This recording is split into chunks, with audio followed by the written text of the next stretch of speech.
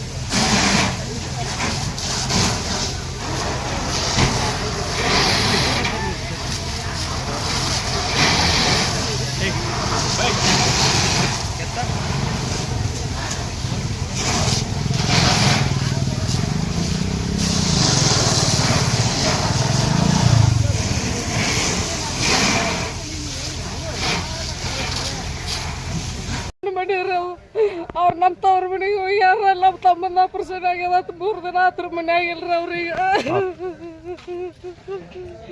ನೀವು ಮನೇಲಿ ಇದ್ದಿದ್ದಿಲ್ಲ? ನಾವಿಲ್ರಿ, ನಾವು ಊರಾಗಿರ್ತೀವ್ರಿ ಅಲ್ಲಿ.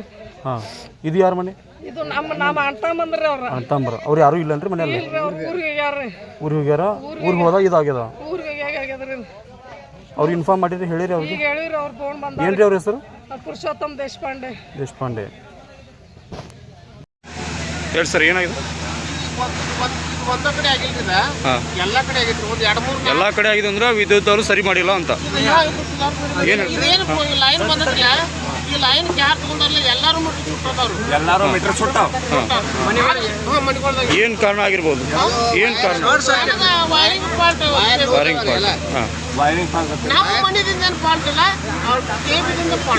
ಕೆಬಿ ಸಿಬ್ಬಂದಿಗಳು ಸರಿಯಾಗಿ ಕೆಲಸ ಮಾಡಿಲ್ಲ ಅಂತ ಇದ್ರಿ.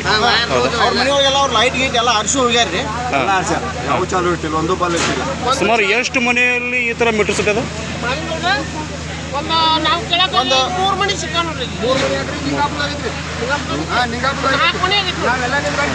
ಬೀಜ ಇರೋದಕ್ಕೆ ಬಂದ್ ಮಾಡಿ ಬಂದಿದ್ವಿ, ಅದು ಹಿಂಗನ್ನ ಮನೆ ಬೇಕು ಅಂತ ಸಾಬ್ರ. ಲಾಸ್ಟ್ ಟೈಮ್ ಹಿಂಗೆ ಆಗಿತ್ತಾ? ಯಾವಾಗಾರ ಈಗ ಹಿಂದ್ಕೋಬ್ ಹಿಂಗೆ ಆಗಿತ್ತಾ? ಇದೇ ಫಸ್ಟ್, ಇದು ಮೊದಲ ಸಲ ಆಗಿದೆ. ಸರ್ಕ್ಯೂಟ್ ಲೈನ್ ಹೇಳ್ರಿ, ವೈರ್ ಲೂಸ್ ನಿರಂತರ ಜ್ಯೋತಿ ಅಂತ ನಿರಂತರ ಜ್ಯೋತಿ ಅಂತ ಏಕಿಸಿಂದ್ರೆ ಈಗ ಆಗ ಇದೊಂದು 8 ವರ್ಷ ಆತ್ರಿ. ಇದು ಯಾವಾಗಾರ ಮಳೆ ಅದು ಆದಾಗೋದು. ಕೆಬಿ ಯಾವ ಸೌಂಡ್ ಪಡುತ್ತೋ? ಇದು ಸತ್ಯ ಕೆಬಿ ಸತ್ಯಕ್ಕೆ ಸಂಬಂಧಪಡ್ತದ್ರಿ. ಮತ್ತು ಇವ್ರು ನಮಗೆ ಬ್ರದರ್ ಆಗ್ಬೇಕು. ಅವ್ರು ನಮ್ಮ ಬ್ರದರ್ ಆಗ್ಬೇಕ್ರಿ. ಸತ್ಯ ರೋಡ್ಗೆ ಯಾವ ಯಾಕಂದ್ರೆ ಲೈಮನ್ಗಳ ದೋಷರು ಏನು KB ದೋಷರು ಏನು ಗಾಳಿ ಮಳೆ ಅದ್ರ ದೋಷರು ಏನು ಗೊತ್ತಿಲ್ಲ ರೀ. ಆಗ ಅವ್ರ ಮನೆ ಒಳಗೆ ಏನೂ ಫಾಲ್ಟ್ ಏನಿಲ್ಲ, ಇದು ಒಟ್ಟೆ KB ಫಾಲ್ಟ್ ರೀ. ಮನೆ ಫಾಲ್ಟ್ ಏನೂ ಇಲ್ಲ, ಬೇಕಾದ್ರೆ ಗಾಳಿದ ಆಗ್ಬೇಕು, ವೈರಿಂಗ್ ಡಿಲ್ಲ ಬಿದ್ದಿದ ಆದ್ರೆ ನಮ್ಮ ಮನ್ಯಾಗ ವೈರಿಂಗ್ ತಪ್ಪ ಅದ ಇದ ಏನಿಲ್ಲ, ಏನೂ ಇಲ್ರಿ. ಅವ್ರು ಹೋಗಿ ಎಂದೂ ಆಗಿಲ್ಲ, ಇವತ್ತು ಹಂಗಾತ ಎಲ್ಲ ಬಂದಿರ್ತಾರೆ.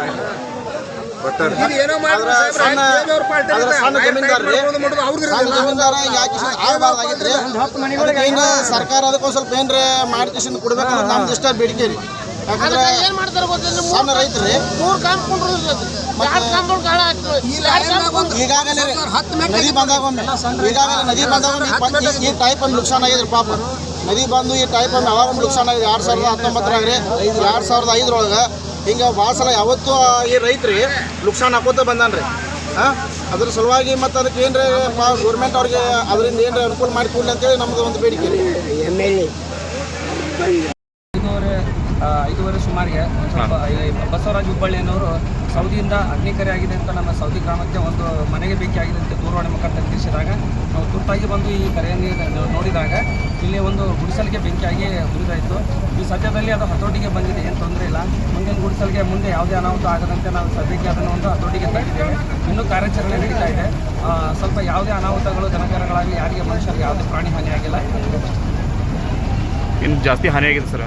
ಜಾಸ್ತಿ ಹಾನಿ ಇನ್ನೂ ಕಾರ್ಯಾಚರಣೆ ನಡೀತಾ ಇದೆ ಸರ್. ಅದು ತುಂಬ ಮುಗಿದ ಮೇಲೆ ಗೊತ್ತಾಗುತ್ತೆ, ಸದ್ಯಕ್ಕೆ ಏನೋ ಗೊತ್ತಾಗ್ತಾ ಇಲ್ಲ. ಮನೆಗೆ ವಾಸಿಸುವ ಗುಡಿಸಲು ಮನೆಗೆ ಬೆಂಕಿ ಆಗಿದೆ. ಸ್ವಲ್ಪ ದಿನಬಳಕೆ ಸಾಮಗ್ರಿಗಳು ಸ್ವಲ್ಪ ಹಾನಿಯಾಗಿದೆ. Okay sir, thank you.